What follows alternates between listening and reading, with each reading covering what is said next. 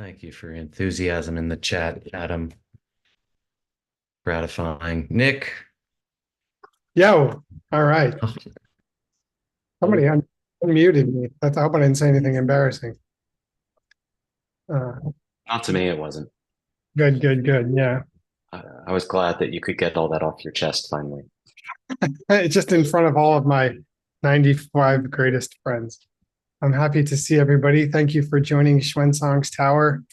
Um, please keep coming. Your dedication means so much to us. And I think it helps. It's just this whole momentum that is the Diamond Cutter Classics translation team and Xuanzang's Tower, I think gives us all incredible advancement in our skills. Anyway, what I mean is it motivates us to learn harder and be better for you. And so thank you for coming. And right now we've got a class with Tim Lowenhaupt. Tim, are you ready? Ready is an interesting word, but yes, I'm here. Yeah, I can tell by the look on your face. It was kind of like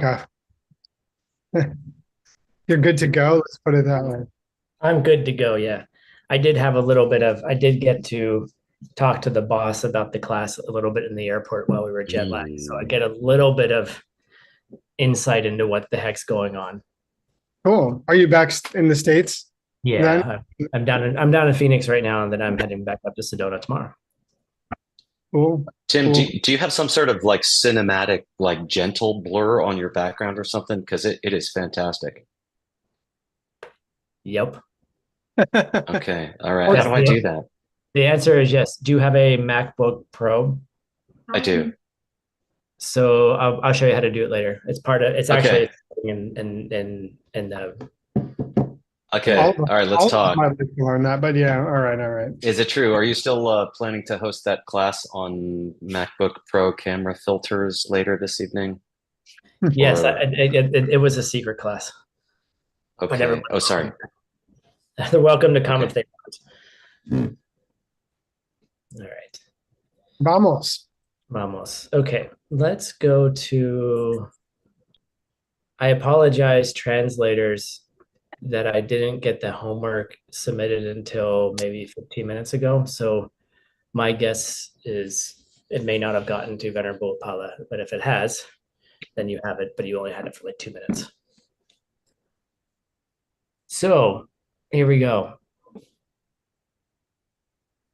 We'll start with an easier question. When we're in a touch in the debate format, not the debate itself, not the three parts of the debate, but the classical divisions of debates. What are they? And please describe them. Divisions of debates or divisions of within the pedagogy of a tacha? The divisions in the pedagogy. Let's say that. Like how are they separated? Rangluk Shakba. I'm sorry. You mean Gakshak Pong. Yeah. Gakshak Pong. Gaksh. Or Shanluk Gakba, Rangluk Shakba, Tsapapongwa, as Adam just abbreviated. That's excellent, but let's describe it for everybody. What does all that actually mean? A refutation of the system of others, presentation of our own system, and refuting. A Terminator thing. Yeah, again, debating. The T1000 comes back. Yeah, because it's hard to stop them. I like how Geshe Michael says that they come back to try to defend their position, and then we just annihilate them. But it's so nice. Geshe Michael doesn't talk about it that way anymore. But the first time I heard it, it was like the end of the Terminator movies. We've beat him. He's totally conquered. And then suddenly you see the red eyes light up. And that's Sopapangwa. He comes back for one more bout. Right. Like you think the movie's over, but just kidding. Right. And yeah. So I was thinking about this third section kind of being like when you're in a sales organization, like objection handling. It's like you've met with the client, you've sold them you've sold them the product, and they're like, yeah, but it doesn't do this. Mm. And in the sales organization, like you have an objection handler where you say, well, if they say this, you give them this response. Yeah. So I briefly sold free vacations, and yep. free vacations can be very expensive. And in the cubicle, they sat me in that was lined with responses to anything they could say about why they don't need to purchase a free vacation. Um, and that's what these manuals do for us. Only they give you freedom instead of free vacations. Exactly, right. So it's like we give our position and then people still have complaints about it. And so they will continue to argue. And then we handle their objections. Good job. Mm-hmm. It's always fun to me to think of how in this book there's all these enemies, and I'm like, it's really just one guy sitting down to write a book. His head is filled with all these invisible enemies. I feel kind of bad. Don't judge me. Kind of like the devil debates the angel, right? It's Mhm. the Yeah. misunderstanding in our own minds, arguing with wisdom. Yeah. Yeah, I like that because it's really like the challenge I've had with this book so far is the words themselves aren't that difficult. It's just all the other ideas that they're referring to. Mhm. If you don't know what those ideas are, it makes it really challenging to even translate. Mhm. And so, like in a lot of ways, I feel like it's like subtle wrong ideas that we have in our minds that we're trying to clarify. So they're not. It's not really like these big debates where they're Right. totally wrong. They're actually pretty logical and quite convincing. The devil's quite convincing. Yeah, there's a naughty term people talk about sometimes called straw manning. Straw man, like you make a lousy opponent so that you can beat him up. But we do a lot of what even less commonly is called steel manning, where you make yourself a nice, strong opponent. Right. That's Yeah, and I think it's really cool because it's like, in our own minds, at least in my mind, the wrong ideas are pretty strong. Like they're really, and then you kind of have to like tease them out bit by bit. Mhm. Beautiful. So, so the reason I brought that up was what are the three parts? There's three classical, I don't know if we call them divisions of a debate. I don't know what we call them. Parts of a debate. We've reached the third part where now the Kachi gets to come back and give us all their objections. And so the first objection that gets, because we were just defining what's considered the speech of the Buddha and where does this and what can be in the mind of a Buddha. Is the speech of the Buddha in the mind of the Buddha? And is there something in the mind of the Buddha that's not speech? And we were kind of working through all those definitions. So the Kachi comes back and says that there are four classical works of Vinaya that must be in the mind of a Buddha who is in their paradise body. What is the reason that they give that supports this claim? That everything is in the mind of a Buddha? That would be not what he says. Be a strong argument. So. It doesn't get us very far, though, I don't think. Does anyone remember? The paradise body. I know it was a month ago. It's kind of difficult. I'm trying to read my notes, but I'm having a hard time reading my notes. Oh, Typed handwriting was he's missing. setting us up somehow. Yep. Let's consider the four great books of Vinaya in the mind of a Buddha. Are there disciples who have a lower way personality type? That's a little bit further along. Oh, okay. Yeah. So this is the first reason. All right. The first objection. Right. Well, no, why? What he gives this claim and then he gives a reason to support this claim.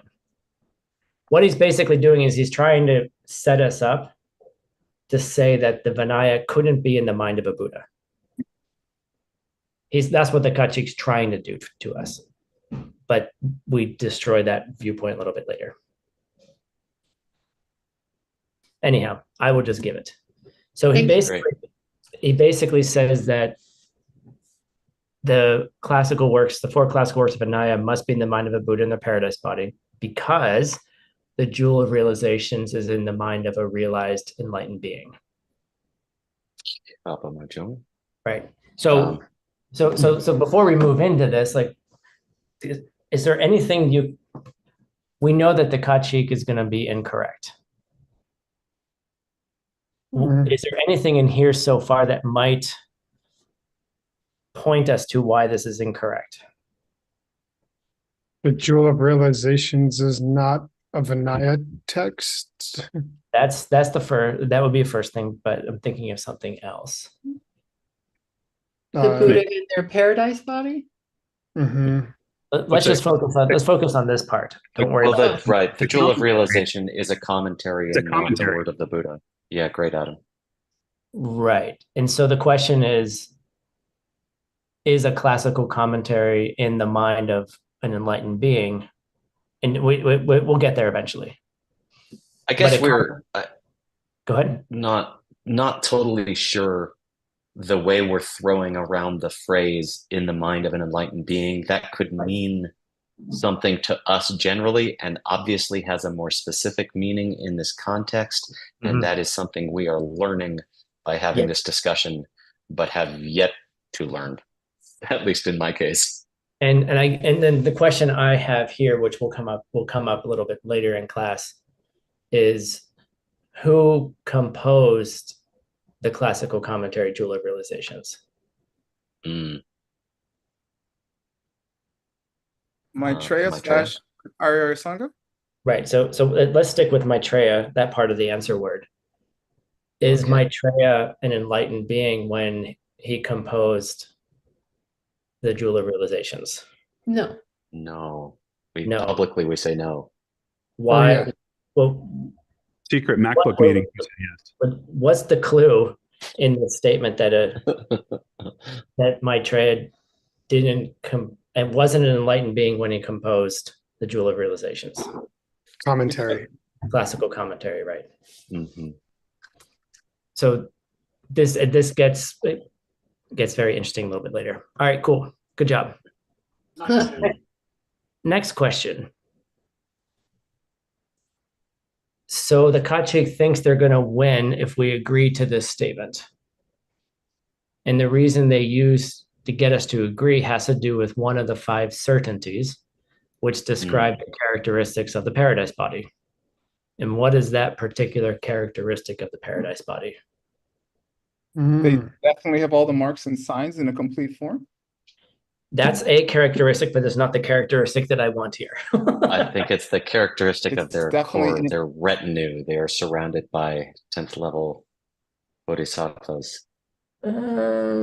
Sure, but that's not They're in the paradise below no other? Nope. Only That's two not- more. It must Only be. two more left. They only speak Mahayana teachings. Yes. Okay. Good. I only had one left to go. Right. They only speak Mahayana. And what does that why would the Kachik think that he'd be winning that argument at that point? Right. So that, and then Vinaya is not a Mahayana teaching, and so that would somehow be a problem for the Buddha, apparently, to be thinking about it or having in their mind, which sounds like it's leaning more towards speaking it at the moment. Mm-hmm. That's actually how they uncover it. But yes. Yes. But right.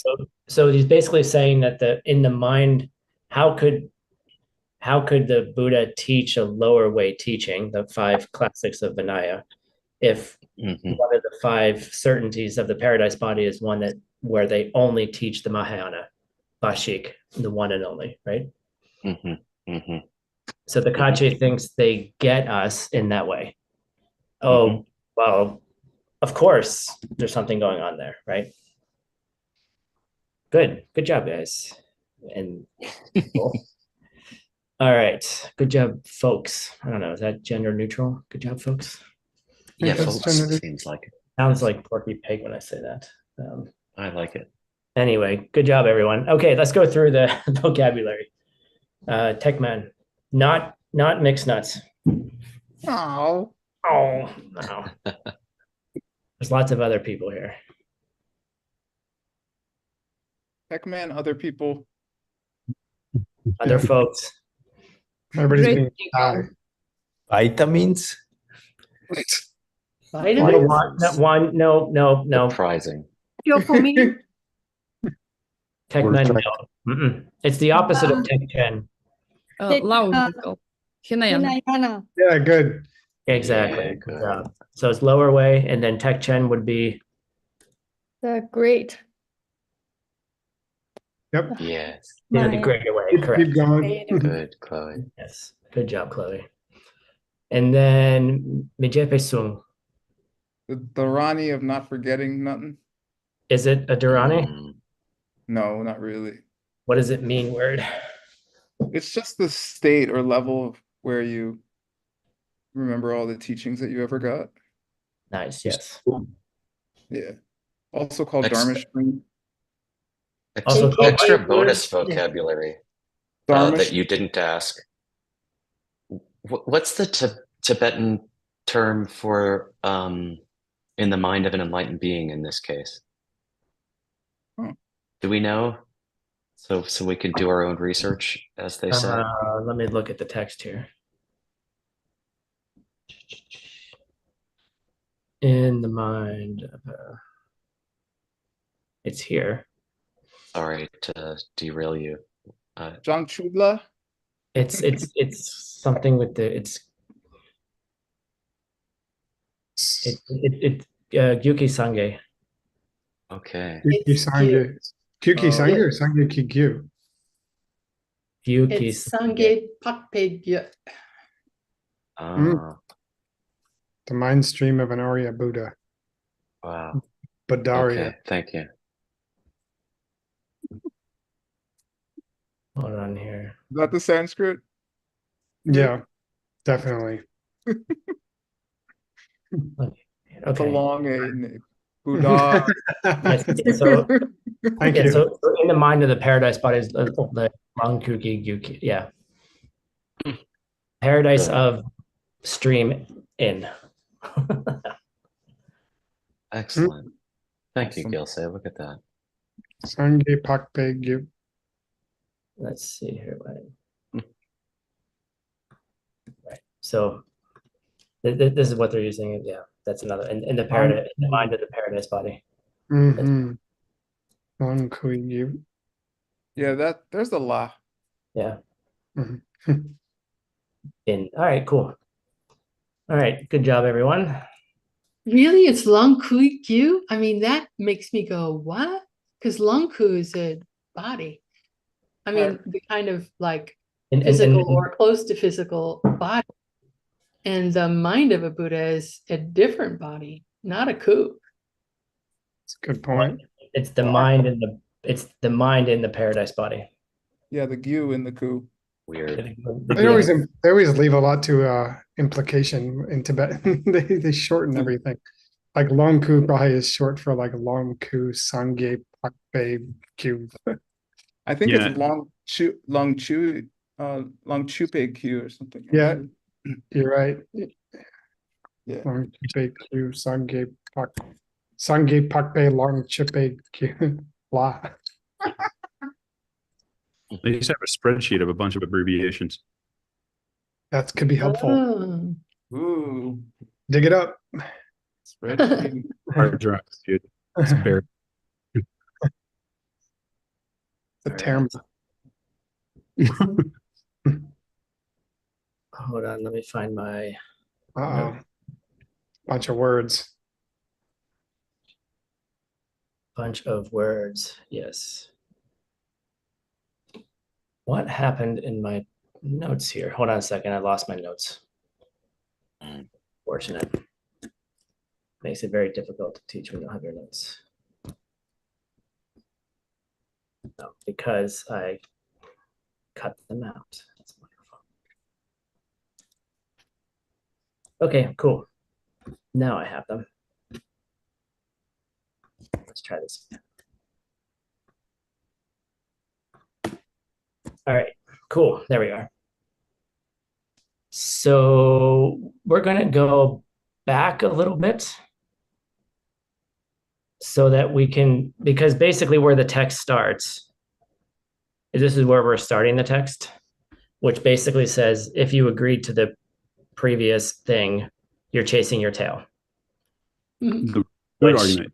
Which is a great way to start a class. And we could go on, but I think it's helpful to go backwards a little bit and see what the heck we're talking about. So let's start. So we're basically in that argument about why, is it in the mind of the paradise body, and is the Vinaya in the mind of the paradise body? And here's the second reason that's given. So let's have Tracy read it from here. Mhm. Their Tao, they. And from down here. Oh, sorry. Oh, no worries. Chiro, Pe, Tenche, Gyula Den, Pe, Nangpa, Sangepa, Yang, Yu, Pe, Chir. Nice. Good job. Thank you. All right. What's a Chiro? Chiropa. Outsider. Outsider. Non-Buddhist. An outsider, non-Buddhist. Okay. So in the Gyula, Mhm. what does Is that that mine mean? or is that secret book? It's mind in this case. What it says tension? Isn't that weird? Yeah. Yeah. Well, so we have the verb dempa, Possessed possessed la in. chirope chugyu. Oh, something in the mind of a Buddhist from a non-Buddhist book. Yeah, this is interesting. We're gonna have to The see. outsider's classical commentaries in the mind of a Buddha. Probably. And what does Nangpa mean? That's Inner. A Buddhist, right. a Buddhist Buddha. A Buddhist Yeah. Buddha. Yeah. That's literally what it says. I know. That's cool. So basically, he's making the claim that in the mind of a Buddhist Buddha. Actually, it says Buddhist because it says Nangpa Sangyepa. Nanga Sangye. Mhm. That would have been hilarious. Yeah, right. Yeah, a Buddhist Buddhist. So there exists in their mind, they possess in their mind the classical commentaries of outsiders, of others. And we talked about this as like the Yoga Sutra, for example. It's not a Buddhist commentary, or it's not a Buddhist text whatsoever. But a Buddha, a Nangpa Sangyepa will have that in their mind as well. Which makes sense if a Buddha knows all things, they would have those things in their mind as well. Yes, but here we are indeed talking about a Buddhist. Buddhist, right? Exactly. But it's not. I don't know what came before, but it doesn't seem to be specifying a Buddha unless it did just above. A Buddha. We're talking about. Oh, you're right. Hold on, what do I have in my notes here? 'Cause it There seems exists Buddha, you're right. There exist Buddhists who have shastras in their minds. They have not, in their minds, they have shastras that are non-Buddhists. So there's Buddhists who have those in their mind. That's what they're saying, right? And that's important for the next paragraph. So thanks for that clarification. Did you identify what the Sauern is? Isn't this it? Oh no. Where are you, Adam? Yeah, it said I believe if it was Sauern Duna, and then we started to go on. And how many sections did you go back? Did you go find the? No. I just went back. I just went back 2 paragraphs so we know where we are. Cool. Mm-hmm. And then we'll identify this. This will help us identify what's going on. Oh, I see. We're in Is the it- process of the Tsawa. Yes, exactly. We're Right, leading then. up. It says Der Tal up there, so we know it's a continuation. That's Mhm. kind of what I was talking about. Right. So Adam's Yeah. suggesting we need to go farther up to find Yep. what it is we're saying if the other guy agrees to. Right. And that's going to be, let's see, where is it? It's going to be a little bit before that. If you agree to that, if you agree to that, if you God, all of these start with that. Okay. Um, Let's go into this part. And then while we're doing this, I'm going to look for the other part, Adam. Okay. cool. Thanks. All right. So, Venerable Cat, can you read here? Shema der Tal down. Does der Tal go down there? In this case, no, it goes up. We believe this. Okay. Der Tal Nga Tru Ki Yun Tan. Want to try this word again? Yeah. Nice. Nga. Tru Ki Yun Tan Che Pe Kap Su Mang Tu Su Den. Ni Su Che Pe Yagel Dugyur Pe Mang So La Chirol Pe Ten Chu Mang Du Tu Pala She Pa Ngang Yu Pe Chir. Nice. Cat. Hey. Okay. So, Chima, what does that mean? Next. The latter. The The latter. latter. Right. So this refers back to this latter part here. The latter case does so hold true. Right. It does hold true that there are Buddhists who possess in their mind non-Buddhist classical commentaries. Mm-hmm. Okay. And then why? So we have the Natruki Yang Yunten. And So- these are The set of 5 good qualities. right, the set of 5 good qualities. And what does that refer to, Venerable or Bets? You remember? We did go through it briefly. Is that one of the 37 qualities of enlightenment? We went through it really fast. There's 21 groups of 5 Yeah. good qualities that are in the Vinaya. So there's 105 total qualities. Oh. And that's Is it simply monks, nuns, fully ordained or not, lay people Monday vows? You're asking questions that are above my pay grade. Oh, okay. Because that's 5. That's 5, yeah. So these are the qualities these are qualities. What ends up being here is there's some qualities that those who are vow masters are when they're conferring vows. That's what this is ending up talking about. Right. And so 2 of those in in 2 of the divisions, the Chewa here are Sul, Mangta and Sul. Mm-hmm. And what does that mean? What does Mangta mean? A lot of learning. A lot of teachings. A lot of learning, like a lot of teachings. And they also possess Sul, which is short for don't read. Sultry. Enough there. Morality? Morality, right. So a vow master needs to be extremely ethical, living an ethical way of life. And they have to have many teachings, much learning, right? Yagyal means, does anyone know what Yagyal means? Isn't that like alone or something or singular? No, it's a One group. of a pair. Right, exactly. So of the pair of Mangta and Sultrim, which one are we talking about? Mangtu, apparently. Yes, Mangta. Right, Mangta, right? Mm-hmm. And so then what does he say down here? They can Chibro, go ahead. They can explain many of the teachings that they've had of non-Buddhist schools. Correct. So they're able to explain Shepa many teachings from the non-Buddhist schools. Mandita.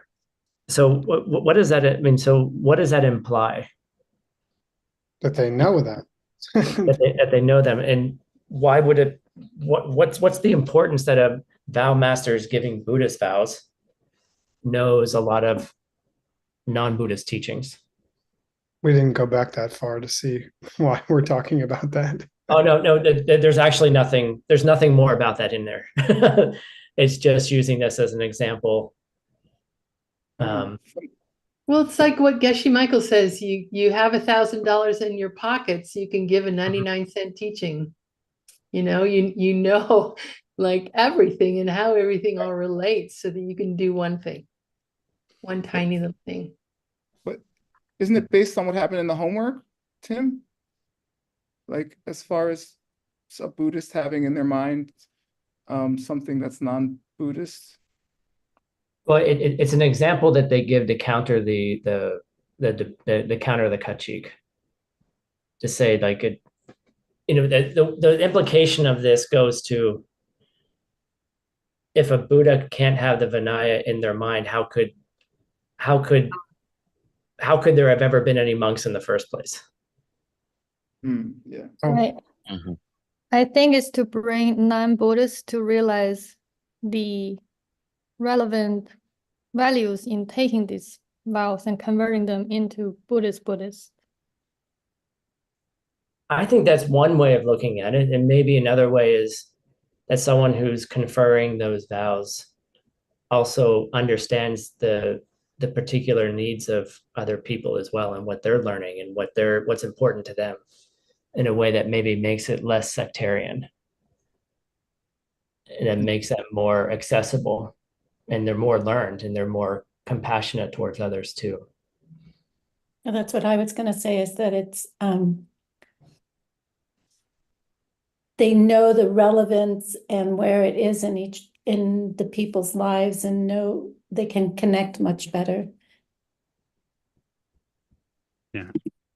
I mean, if everybody is ultimately going to reach enlightenment in the end, then we're kind of all on the Buddhist path, right? Nice. Even Chiropas. Right. I like that. I think those are all, and it's kind of this, it's a random thing that gets thrown in here as an example. It's not random, of course, but I think it, like I was asking Geshe, I said, what, like, how are we supposed to like learn all of these little details? And he said, well, this is what they do. They would learn this one debate, and then they would go 4 hours in the debate ground and go through all the different possibilities. And I said, well, Geshe, I don't have time for that. And I said, how could we learn all of that? Like, maybe we should make some time to be Geshes. And he said, his response to me was, well, then I guess you can't go to Europe this summer. And I was like, what? And I was like, and then I thought about it, and it's like, I was like, oh, then I wouldn't have time to go teach in Barcelona and Romania, because I would be debating 4 hours every night and learning all these things. And he said, that's right. He said, you know enough, we all know enough that we can help a lot of people by doing it this way, even if we don't know all the details. It was, I don't know, maybe it was just a teaching for me to relax me, but because I was like, how am I supposed to know all this? But it was kind of a cool thing for him to say, is that maybe that we do know enough that we could really, really help people, and we don't have to spend 4 hours for 20 years every day and debate. I don't know. I don't know if that stands logically, but we can handle that later. Are you relating to it that we should try to be a little lazier? No. I think he was telling me I should teach more. Okay. Way Well, ahead I of you. think Way ahead of you, Tim. spending 10 minutes or an hour to understand one point will make you or us way more effective in delivering this point in the future. That means tenfolds of students would understand this point, because I spent 30 minutes going deep into this one thing. Yeah. I like that, Chloe. Like we just spent 30 minutes talking, well, not 30 minutes, but we've been talking about like why is it important to know non-Buddhist texts, right? And maybe it helps expand our minds. All right, cool. So, Adam, here's the answer to your question. How about you read this one short sentence because you're reading this. 자원드나 코순체도. Nice. Okay. So can you explain what you asked me to do and why? Yeah. So sawar just means like the root, right? Like the root argument is being presented. And what we're saying is to kakchik is like, if you agreed to the thing that we originally said, then. Then what? Basically what we need to do is we went up to the section before, right? To kind of draw out the word, like to give some context to where we were going to move to. Right, And exactly. it just keeps saying dare tall, dare tall, dare tall, dare tall, which are all responses. So I was wondering, like what was the original? What was the original? So we're going to go back to the very original. So we're telling Kachik, your original thing, if you agree to what you originally said, because we're in the objection handler stage, then we'll figure this last part out. So I went back and ta-da, it goes all the way back and basically is the second question of the homework, where he says that it must be true that it exists, that the 4 books of the Vinaya exist in the mind of the paradise body because the jewel of realization as a classical commentary exists in the mind of a Arya who's already enlightened. Okay, so basically he's saying, if you agree to the thing you originally said, what does this mean, Adam? We haven't entirely settled on it. It just means that the 3 elements have been agreed to. Right. And I asked Geshe, like I said, well, this hasn't been completely settled. That's exactly what I said. And he goes, yeah, I know. And then we're moving on. Because basically he's going through all of these arguments. Basically, he's saying that it's ridiculous to say, because what he was originally trying to say was that it's impossible for what the Kachik is trying to get us to say is that it's impossible for the mind, in the mind of the paradise, the Buddha in paradise, to have the Vinaya teachings in their mind. So he's trying to get us to agree to that. There's a whole section we skipped here because we did it last time. And then basically all of the reasons we were giving back here basically are saying, well, that's ridiculous. And it doesn't, I kind of was sitting there like, I don't know if it is that ridiculous.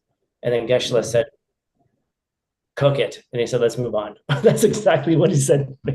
I don't know. I mean, I'm just, so I'm just like kind of thinking here. If we're explaining, let's say tech men or Vinaya, or schools from a lower track, wouldn't whether or not it was ultimately Mahayana depend on our intentions? Like, couldn't you be teaching or speaking lower way schools from the perspective of Mahayana motivation? That's an interesting thing to take to the debate ground. What does everyone think? I like that. Because I was kind of debating this as well, of like, because the 4th, let me just copy this line here. The 4th certainty is this, right? Is that the heart? That's what it is. Yeah. Is there a Buddha who exists who's not doing anything to eliminate the suffering of people and get them to total and complete enlightenment? No, they don't say anything. Doesn't do that. That's their entire motivation for being. Mhm. Well, that's interesting. Shariputra has just opened up the next debate. Nice job. And of course, The Heart Yoga Sutra. What we refer to as lower vehicles are also Yoga often called Sutra. Yoga Sutra says one. I don't know why.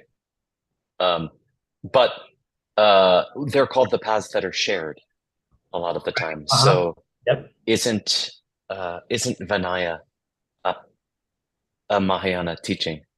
Because it is part of the teaching that is shared with the Mahayana. Yeah, I totally don't want to. I mean, yeah, that's a good point. I also think too. I feel like at some point we define specifically what, like in your text, we define specifically what makes a teaching Mahayana or lower way, right? Probably later. Yes, we haven't done that yet. It's great.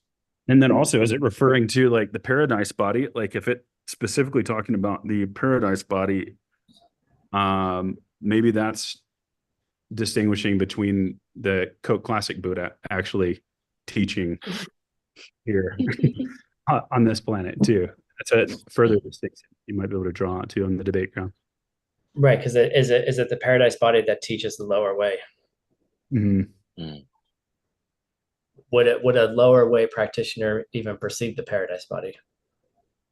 Well, I mean, if it's the paradise body, then who are they teaching? Who are they teaching Vinaya to in paradise? Right. That's a good question. So then the question is, I think the question they would be surrounded by 10th level bodhisattvas at that point. Right. I think those are all. This is, I think, what Geshe was saying to me is like this would then be a 3 or 4 hour debate where we can go through each of those points. Like would the paradise body even be teaching lower way? And to whom would they be teaching? Right. That's a good question. This is great content, Dan. I'm having fun. So bodhisattvas never do practice emanations and go to teach people who are not on the Buddhist path or teach people who are on perhaps what the higher way calls the lower way. So well, no Buddha would be talking about how to teach lower weight Vinaya. Yeah, why are there Drupta? Like why are there Drupta teachings? Yeah. Well, I mean, but this is specific to the paradise body. Does the paradise body teach that? Or I mean, does the paradise body teach lower way? I mean, can't you imagine it, Tim? You and I are up there. You're the Buddha, I'm a 10th level bodhisattva, and I'm like, oh my gosh, I just ran into this person. One of my emanations did, and they're with him right now. You can see it, of course, because you can see everything. But so how do I talk about the Vinaya? Let's talk about that. Well, the thing is, is it the paradise body that's talking about the Vinaya, or is it the Nirmanakaya that's talking about the Vinaya? Well, my Nirmanakaya, which is not a Nirmanakaya because I'm just a 10th level bodhisattva, but I can still emanate, is there teaching somebody Vinaya. But I'm up there in the paradise with you, my other part of me, my other body is up in the paradise with you. And so you're giving me suggestions about how to teach Vinaya, how my little emanation body, my practice emanation body is teaching Vinaya. I think what Ben said would fit then is like the Hinayana is shared path with the Mahayana. That's how I might answer that. Sure. I mean, it would all be Mahayana at that point. I don't know. I guess. I don't know. Well, the Mahayana is the only one who breaks it up into two. That's also true. Right.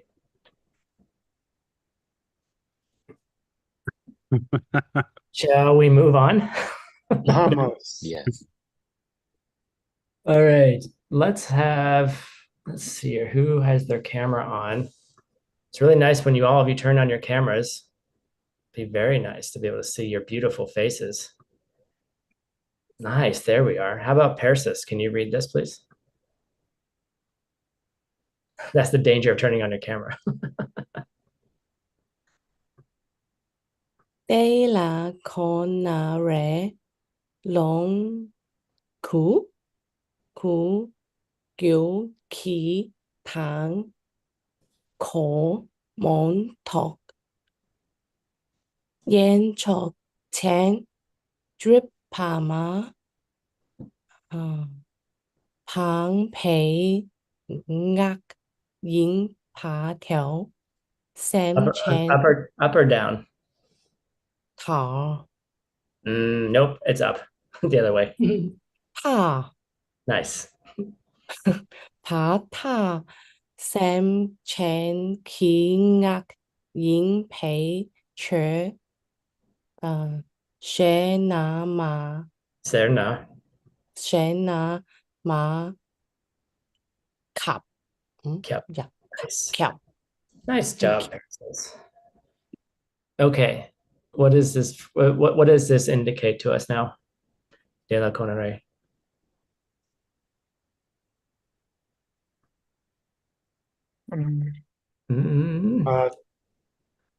To that we would reply. In this case, it's the Kachik is replying again. They would reply, yeah. Yeah, the On that Kachik, subject, the Kachik says, so basically we tell the Kachik, look, you're just chasing your tail. And the Kachik's like, no. Let's try this again. All right, so we have the Chuchen. Let's consider the Nuntokian. What's that? Jewel of Samaya Alankara. Right. Tencha. So this is actually kind of all together. The classic titled The Jewel of Realization. Yeah. The Shastra, right? The classical commentary. in the mind of an enlightened being in his paradise. Exactly. In the mind of a Buddha in a paradise body, yes. Okay. What are we saying about it? They're not. It is speech. Mm-hmm. It doesn't eliminate obstacles. It is speech which doesn't eliminate obstacles. We're going to go through this a little bit more closely after that. Why? We got to figure out why you could say that. Because people say, after the tell, there's a what? Is there like why would you why would you say that? So basically, this is the Kachik saying, oops, all of this, and then we come back and say, well, why do you say that? Like, why would you say that it's speech that doesn't eliminate the obstacles? And then Kachik said, it is the word of the sentient being. I'm sorry, what was that? It's the word of a sentient being. It is the word of a living being. What kind of living being? Suffering. A suffering living being, a Semchen. Okay. Because you say it's the word of a suffering being, I guess. Oh no, they would claim Saranamak. They would claim that, right? Yeah, which they would claim, which is a makya. Right. We usually break that one out. Yeah, so it's really, it should be broken out like that, right? The Sarna too. Yeah. But so with all of this, so let's consider the jewel of realization, the Shastra jewel of realizations in the mind of the Buddha in paradise. It is speech, right? Meaning the jewel of realizations, which does not eliminate the obstacles. Mm-hmm. So this is something that there's a bit of ambiguity here, and we sat with this for like 10 minutes, and Geshe said what's going on here, it's called the equivocation fallacy, which means that that terms are being switched around. Meanings of terms are being changed so that Kachi can win the argument, basically. Okay. And there's an ambiguity here with this, because he's saying that doesn't mean that it's a person who has not eliminated. Hold on, let me make sure I got this right. Is it the speech of a person who has not yet removed their obstacles, which would kind of make sense because it's the it's a classical commentary, and a classical commentary is not by an enlightened being. Or is it the speech in their mind? Because we're talking about here in the mind. It's got to be the speech. What's that? Well, I was just thinking it would have to be the speech in the mind. Like if it was the first way that you read it, then that would mean that a Buddha had not removed their obstacles, right? Is that the way I heard it? Yes. So that's what it could be, right? So the idea is that there's something wrong here. There's something wrong because it's the Kachi. We have to figure out what's wrong.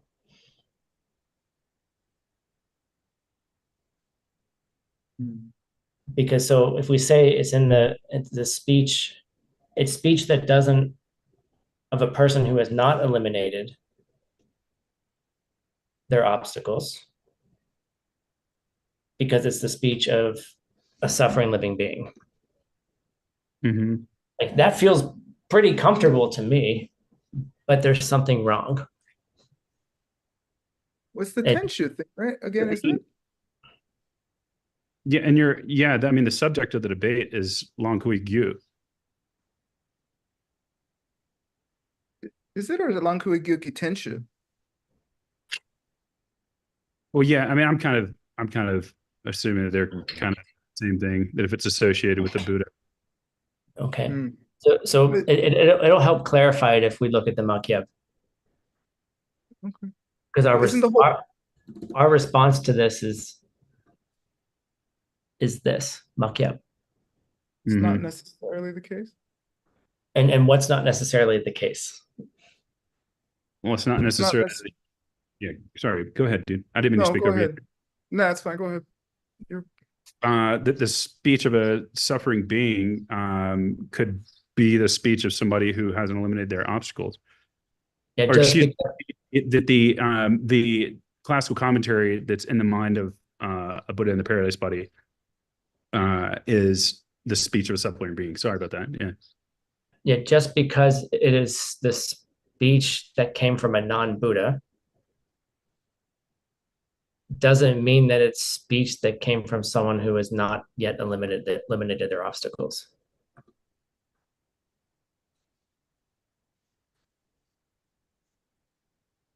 I'll say it again. So just because it comes from the speech of a suffering living being doesn't mean that it's speech that came from someone who has not yet eliminated obstacles. Good. I mean, that looks right to me. Yeah, because why? Can you explain that, Nick? Well, the way I think of it is like, just because someone who's a suffering being says it doesn't mean someone who didn't eliminate their obstacles couldn't have said it. Yeah.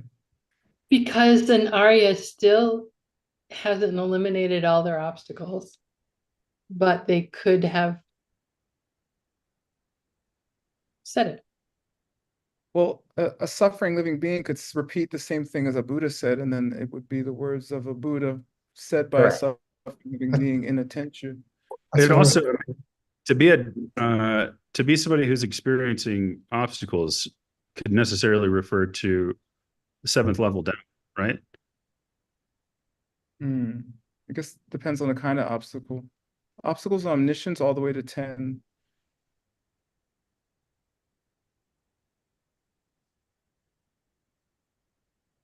Okay, so yeah, so that's what we're saying, is that because what Word said was, I think Nick said it too, is that a suffering being like myself could repeat the words of an enlightened being. So it would be speech of an enlightened being from the mouth of someone who's not yet enlightened. Right? There doesn't seem to be I don't have a problem with that. That makes sense to me, because we can read, we're almost all the sutras were written down that way, right? Once I heard, and then someone wrote down the speech of the Buddha. I mean, even this book, right, by Arya, written down by Arya Sangha, isn't that the whole point? Right. So what is that, Makiab? See, there's all. The Makiab is No, yeah, no, yeah, totally. Yeah. right. Okay, and then we have the next line here. This is why I love this book, because you're like, what are you referring to? Pei Ling, could you read this line, please? Mà lúc nã tế tạo tăng cho yên bền y. Tencha Yinpei Cheer. Nice. All right, so now we have Madrup. Now, what does that mean, Adam? In this, I mean, before we try to figure out what it means, what does the words literally? Well, yeah, you can say I disagree. If you disagree. It's not. Yeah, if you disagree. Yeah. Right. If you disagree. So then what are they agreeing to? All right. You know, so there's a line in here that we have to figure out what it is. Okay. And that's where it kind of gets, this is where it gets really challenging here. So I have to disagree to something, right? What do I disagree to? So goes along with the cheer there. Right, it has to do with this cheer. So basically what he's saying is, well, then I agree that the Abhisamala Ankar, the commentary, is not the speech of a suffering being. Let me just put this in here for us to follow. Okay.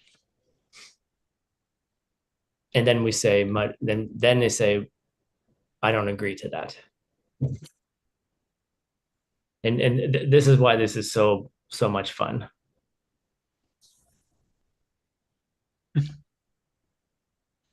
You know, and then we say, Dertal. What would that, and what would the next line here? What would this mean? Be that the Dripamapong Pain Ngak is Simchingina. Can you translate that into English for the translators?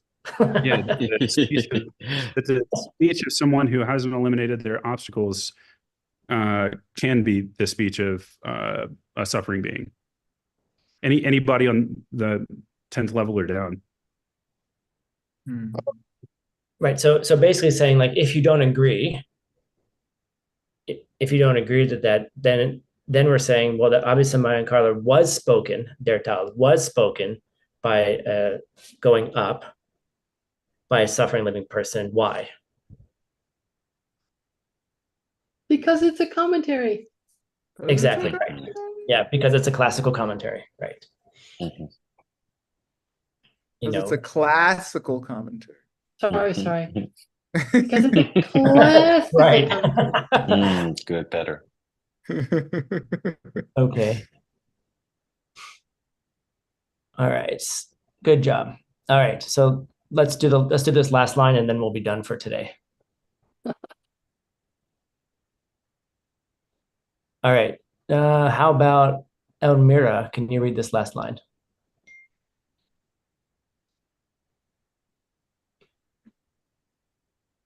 The minute long cool you kim gak yin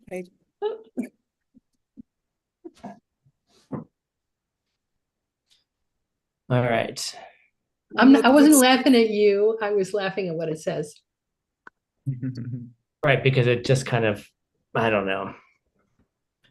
Basically, if you can't, like, you can't agree, and what are we not saying? We can't agree that it is the speech of someone who is not yet.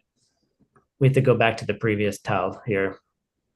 We can't agree that the speech in that, just because it's a classical commentary, and therefore was written by therefore is necessarily the speech of a suffering being, right? This is where it gets confusing. It's referring specifically to this part. That is the speech of someone who has not given up their obstacles. That's what it's specifically disagreeing with, not Yeah. the Chen Yes. Gidan part. We can't Right. agree. No, with that is. Hell. But I mean, that's just the assertion. We can't. I mean, I Yeah. could be mistaken that we need a reason to go with that. I think, which would be the cheer from that last line.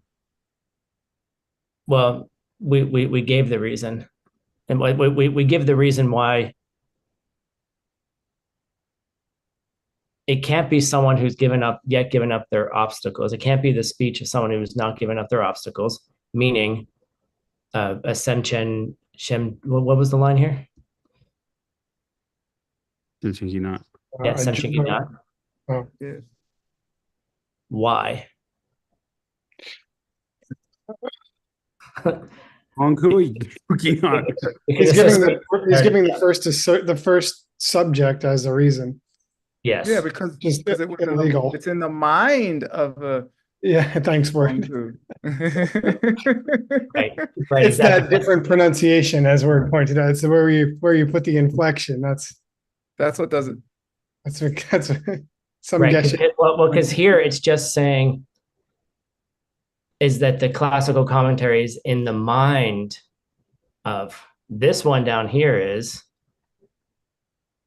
it's speech, which is in the mind. It's just a little bit different. No, it didn't say knock before. No, it did not say knock before. Oh, it said tensha, right? Yeah. It just said tensha, right? The classical commentary is in the mind. Well, of course it's in the mind. Because of a paradise. That's kind of cool. It's not highly illegal then. It's not highly legal at all. All right. Slightly controversial. But yeah. So there we go. Good job, guys. Thank you. Good job, you. Yeah, this is really fun, Tim. Thank you. All right, cool. Nice work. Okay. Have fun dissecting this into something practical. And now I have to let. Why, Tim? Why? Why? Right. So I actually have some cool ideas here. I don't know. We'll see. All right. So time on an international flight. Yeah, I slept most of the way. For you. So here's how I would think about this. Before I give my ideas, what do you all think? Let's pull it out for someone else first. What do you all think? What are your insights from this short little thing? Short, we only did 5 lines.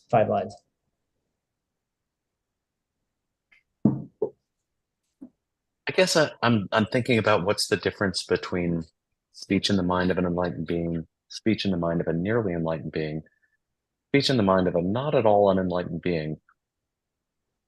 And this is sort of like degrees of how much it can help me or how effectively it can help me. It's one thing to have a smart friend help me. It's another thing to have an experienced practitioner help me. And quite another thing to get advice from someone who knows all things. And if I could somehow get a hold of the last type of advice, that would be really helpful. So, yeah, I guess in our life, right, we, a lot of people want to offer advice. How do we decide who to listen to, who we can rely on, who to trust? What does that look like? And how do the qualities being offered to us give us a sense about who we can rely on in our life?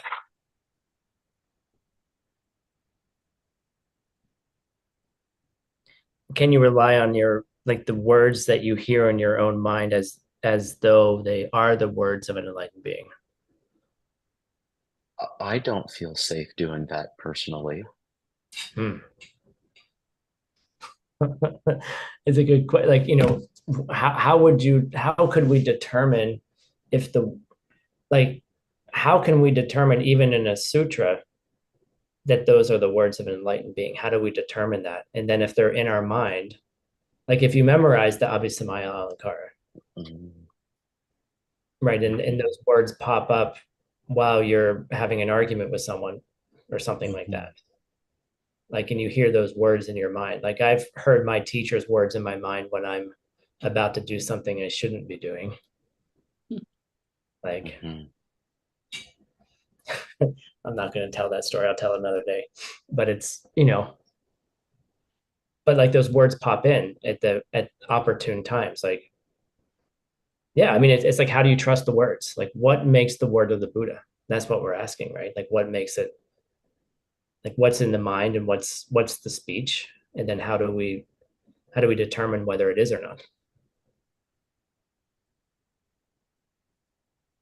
Yeah, what are the qualifications of someone that we can rely on outside of us? How do we recognize? We've got a list on of some 10. level we can't. We got a list of 10. Yeah. Yeah, but who made that's the list of 10? Who made the list of 10?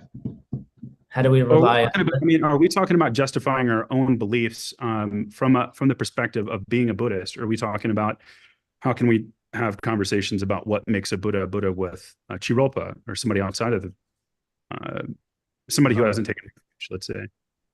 Could be either, I think. Yeah, I guess I'm Those are thinking fairly about different. myself, like wandering about the world on a sort of ordinary level. How I can look to the people, the friends in my life, and it may have something to do with the way that they're benefiting other people. So it's one thing to be of benefit to yourself, right? I'm just spitballing here.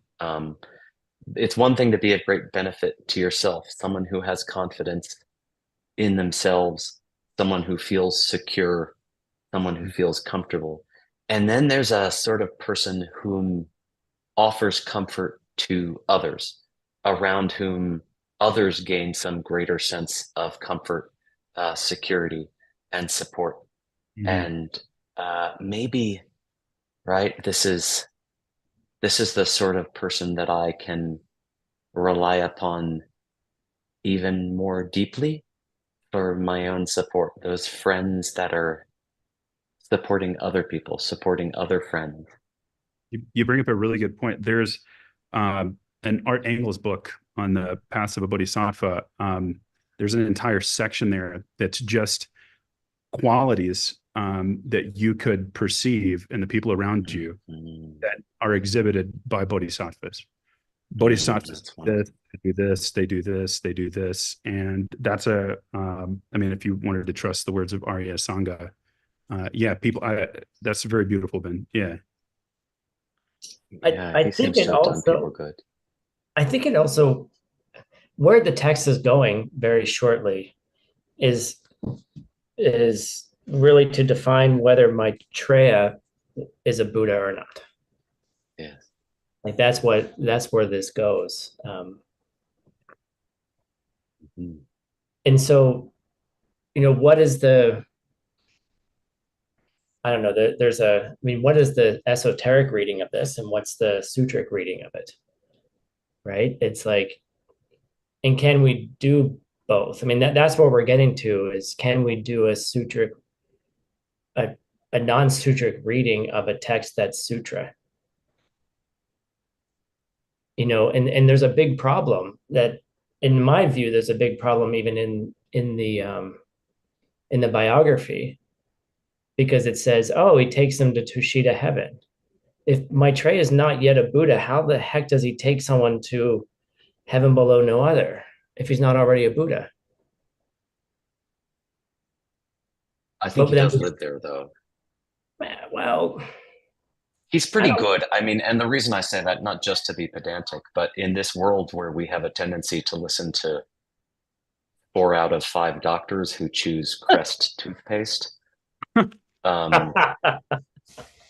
I mean, an individual who is merely a 10th level bodhisattva. If this is hard, what can we get from a fully enlightened being that a 10th level bodhisattva can't offer us? And how can I discern between the two? Yeah, I mean, I'm going to add another thing into that, Ben. It's like in his biography, he's doing a sadhana to meet Maitreya. Like, are you trying in a sadhana, are you trying to meet a 10th level bodhisattva, or are you trying to reach an enlightened being?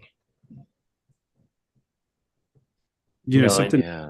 And to me, I think there's a suspiciousness to it of like, I don't know. For me, it's like it makes everything suspect in a good way, like the pronoia way. You know, where it's like, oh well, he comes out of the cave, he's hanging, like he sees this dog, and all of a sudden the dog turns into Bodhisattva Maitreya, right?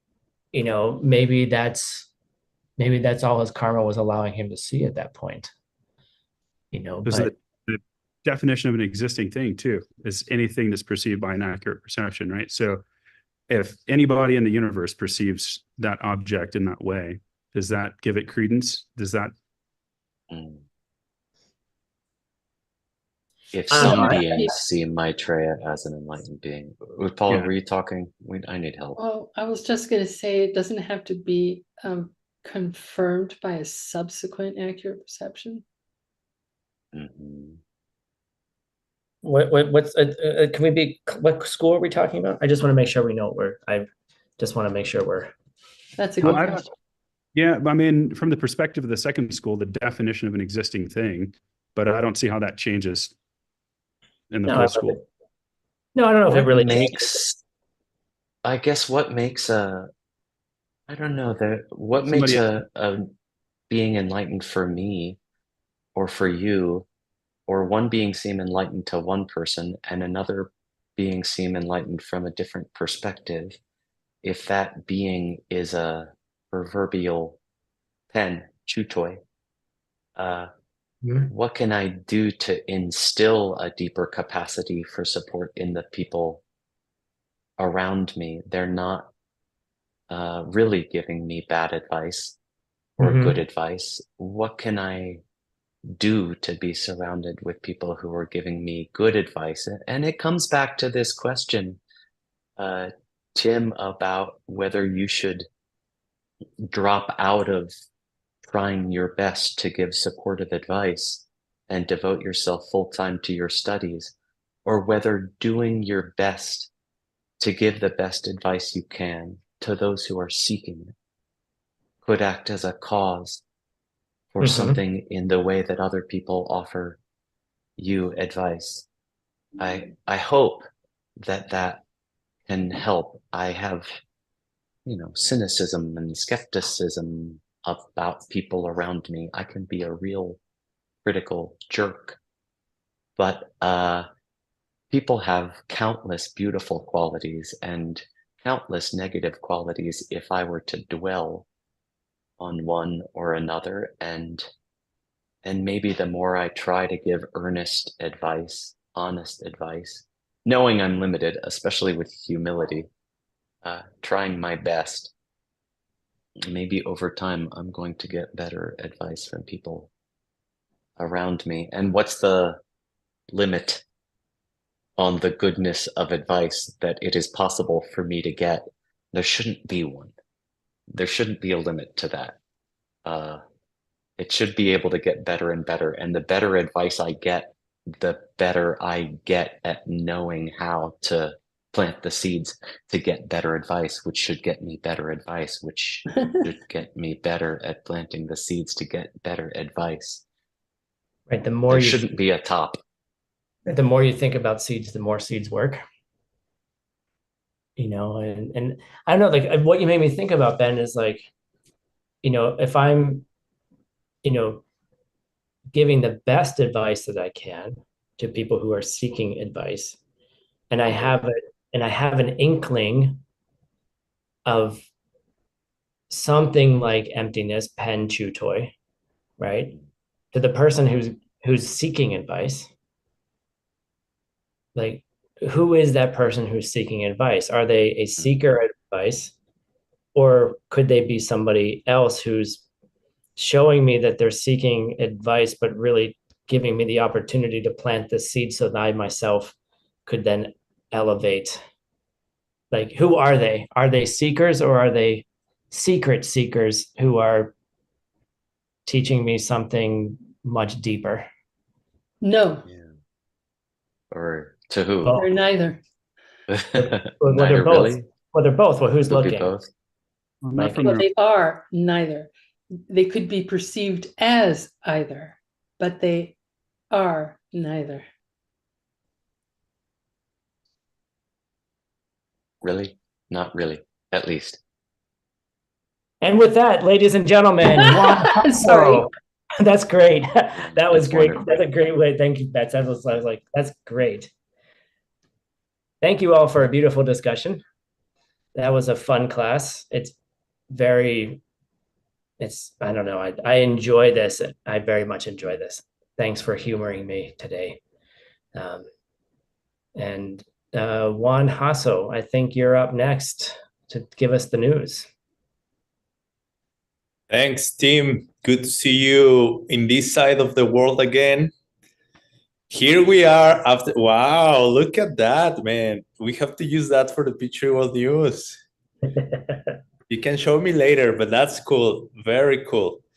Well, today, just before we start with the news, let's congratulate our great friend, Ben Kramer, because he just had his birthday yesterday.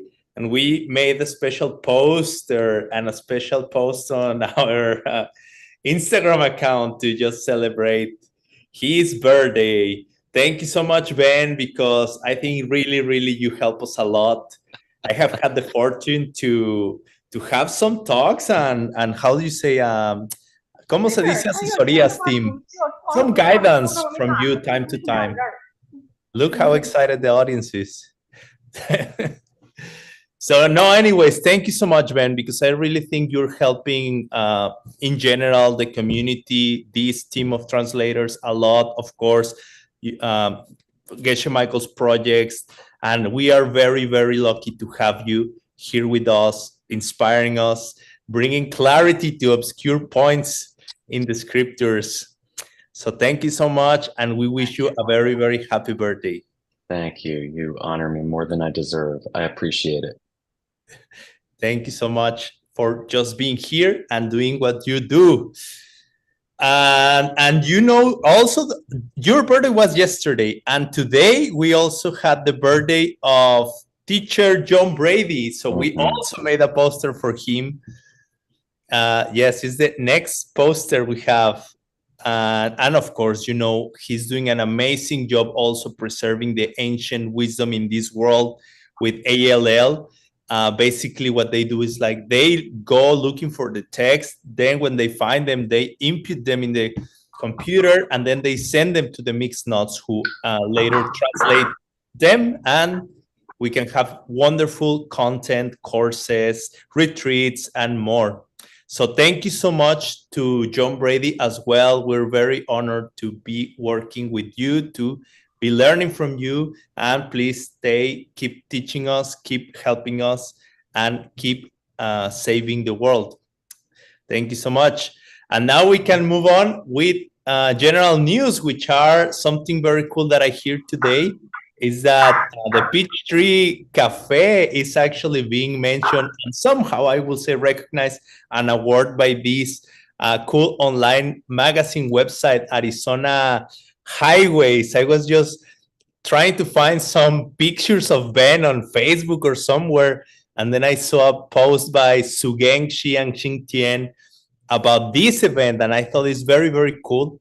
Soon we're gonna be talking more about it, but just in general to say that the Peachtree Cafe is doing great. I went there this morning. It's looking so beautiful, and soon, next time, probably Saturday, I will be sharing content about it with you. Okay, so next, let's quick review a few events that are coming up in a few days. I think 2 days from now, 3 days from now. No, 5 days from now. Earl is going to be leading a very cool session about the teachings that Geshe Michael shared when he was during his 3-year retreat. It's going to be based on the first book, I think, is the Inner Kingdom. Well, book because it was first teaching and then later became a book. So if you're interested, follow the QR code. You still have time to sign up. I think it's going to be very, very cool. That's happening, just as I say, in a few days. And then also in July, mid-July, we're going to have these events happening with the Innovation Retreat. Is the next poster, please? Oh, no, before that, before the Innovation Retreat, the YSI and Raw Diamonds are going to have a very cool event in Borobudur. And Errol is going to be involved, John Brady, Connie, Joan Lee, Jasmine, they are all producing and participating in this event. The QR code is in the next picture. In case you still want to attend, there is a few weeks ahead for that. And then after that, the innovation retreats are going to start happening. These are a project that Stanley is mostly organizing and producing, of course, with the help and guidance of Geshe Michael. So if you're interested, you can use the QR code. It's going to lead you to a WeChat group, and then you can find more information there, hopefully. Okay, next picture, please. Okay, now, just to let you know, Tim is going to Europe. He just came back to United States, but he's going to Europe very soon. On mid-July, he's going to be having an event in Spain and then in Romania. So if you live in Europe and you really, really want to see him, maybe you can plan a quick train trip to these places. I think he's going to be very happy to have live audience attending these events, and we want to wish you the best of success over there. And just before that, to connect it with the other event we are having in Mexico, he's going to be teaching, yes, a special review class on The Angel Debates the Devil, July 6th with Tim Lowenhaupt. What's happening is they're going to be sharing a teaching that Geshe already taught, recording on that, and then Tim is going to lead a dynamic discussion review and ideas about the class there. And this is on preparation for the event happening in Mexico on July the 26th to the 28th. Mexico City coming up soon. I think it's going to be very, very cool. Okay, and now just to share with you some very cool event that happened in Kyoto, I prepared a video for you. So lately we have been reviewing a few of the events that happened there. First, we talk a little bit about the Steps on the Path Course 2 team and other teachers taught over there. Then we show you the YSI Prema event. And now is the time to show you about the Heart Sutra event that our friends Sophie Chow and well, it's a surprise, some other person also helped organize, but because the surprise is in the video, I'm gonna wait for that. And great teacher John Brady taught about it. So just gonna share the video. Hope you enjoy. This is your chance if you want to go to the bathroom or whatever, because after this we go to next class with Nick Lashaw. So enjoy the video.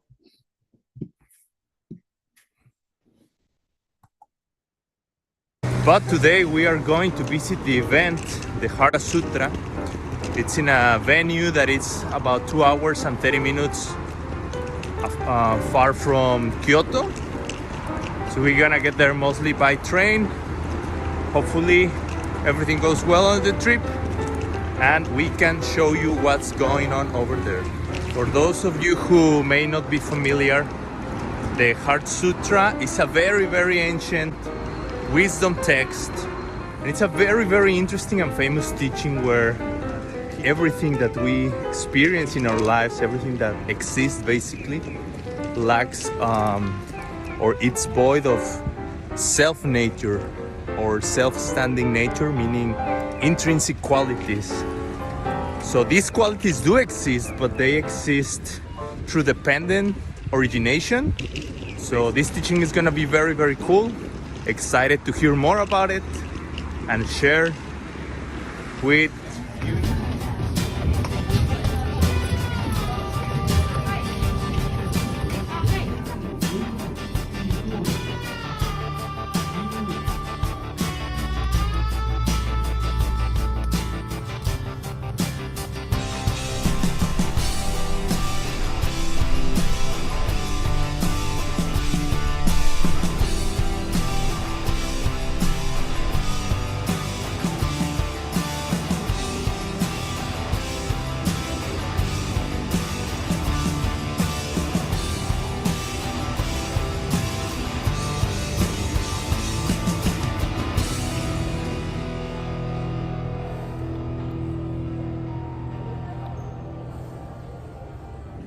So here, guess who I met in the hotel? In the hallway. In the hallway. Yeah, it's wonderful. Serendipitous moment. Yeah. So could you tell us, Jay Villa, a little bit of what has been happening these 2-3 days in this beautiful, beautiful venue? Well, it's a great opportunity for a group of Sophie Chow students who requested a teaching, and I thought, well, wouldn't it be great to give them one of the Geshe Michael sessions on the Heart Sutra. Wonderful. So we're doing the Heart Sutra from 2000, February of 2000, 1 month before Geshe Michael went into his 3-year retreat. And he taught this beautiful, oh my God, such a beautiful class course. He did it for 4 days in California. Wonderful. And I had the good fortune to be there.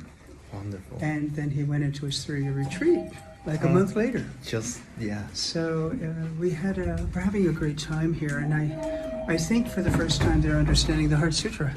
Wonderful. I'm excited to hear about it, and I'm so lucky that I made it for at least the second class. I heard you were Took coming me a in, while. and I just popped my head up, having a coffee, Amazing. and there you were, manifesting in real time. Totally. I was totally lost in the hotel, and then I see you sitting there so elegantly. So amazing to see you.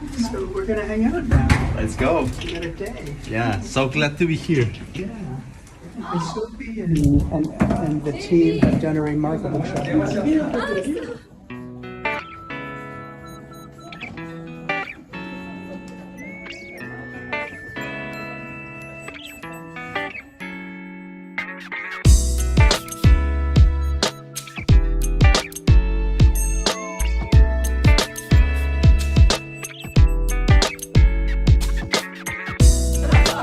So guess who's here? Gibson! Good to see How come you. you are here? It's amazing, long story, crazy. The map says it will take me 2 hours and 30 minutes. Yeah. But it actually took me like 3 hours and 30 minutes because I get lost, I need to talk to people, my internet is not working. I think your Japanese is getting better right now. It's adventure, man. But it's great to see you. Great to see you here. Send your regards to the Mixed Nuts. Hi everyone from the Mixed Nuts. I'm Gibson here in Japan.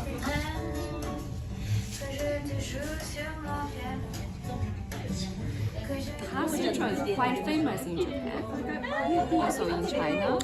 Everybody knows Heart Sutra, but nobody will know what is the real meaning in that. There is a saying, you know the words, but you don't know the meaning, right? Yeah. They recite Heart Sutra in every single Japan. Oh, okay. No, it's a universal prayer, but it is true. Like we took a deep dive and it worked. And there were a lot of things that had to be set by example. So, personal stories help describe an aspect of the Heart Sutra through getting it into your life to use, not just to listen and intellectually try to understand it. That was Geshe Michael's whole point when he taught it. Like, how do you get it into your life? And I think it's brilliant to think you understand the verses, and at the same time, the way he's teaching it, you can put it to work in your life. And that's what he's always done. So it's a very unique approach to defining, explaining, and decoding the Heart Sutra. Congratulations. Say hello. Hello. Thank you very much. Wonderful event. Thank you so much for hospitality. My name is Hade. And you are doing an amazing translation. Thank you very much. For the people mainly in Taiwan, right? Yes. What was your favorite part? JV's talk. Amazing. Yeah. I think this event is pretty precious because a lot of people from Asia they know the Heart Sutra but didn't know the meaning of the Heart Sutra. Couldn't find this content anywhere in the world. And this is due to the hard work of JB because he saved this text personally from, I remember from Russian 20 or 30 years ago. And right now this book is already been translated by Geshe and Jimil. Sophie Zhao. And she's telling me that the next mission is going to Mongolia. Yes, so this year we have over 20 people Wow. Yeah, go together with Steve. How long? How many days? 8 days. Wow. Yeah, from 18 and yeah, we have 1 week time to go there to see. And we are gonna have meditation class with Steve, and we are going to experience some local people's life here, like riding a horse, riding a camel, something like that. Wow, that's gonna be fun. Hopefully we can later see some videos about it. Sure. I'll send you some. My name is Motoko Shuraga from Kyoto. Motoko. Yeah. And you? I'm Megumi. Megumi. Yes. And you? I'm Sayo. Sayo. Also, Sayo did a wonderful yoga class today. Can you tell us where are you from and what was your favorite part of this event? I'm from Nagoya. Okay, and you? Me too. I'm from Nagoya. Wonderful. And I'm from Kyoto. Kyoto? Yeah. Wonderful. I've been there. Great. So what was your favorite part of this event? Everything. Everything. The whole. Amazing. And for you? Me also whole, but Q&A was very nice. Q&A. Yeah. And for you? Yeah, of Motoko? course, I have learned more about emptiness. Mm-hmm. So my understanding about the emptiness is so more deeper. So it's very nice for me. Wonderful. And what do you think about John Brady? Is he a good teacher? Yeah, Or it was boring? Boring or good? Just kidding. Okay. All right. Very good teacher. Okay, you recommend him? Yes. Okay. I'll give you the money he gave you for you later. I'm just kidding. But okay. Thank you very much. Thank you. Check out the view from this Awiji Island Hotel. Looks like a fortress.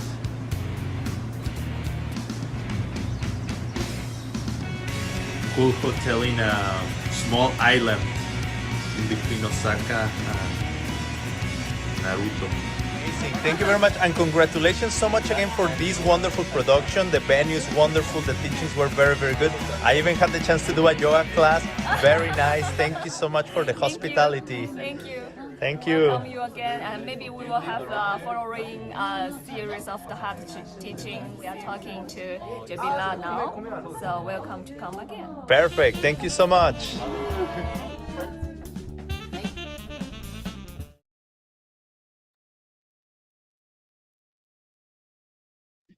Thank you so much. There you go. A little bit of what happened in Japan this June. I think it was a total success. People were very, very happy, engaging a lot, and apparently they also learned a lot. So thank you, JB. Happy birthday again. And Ben Kramer, happy birthday. Let's go back with Niklas Shaw for more classes and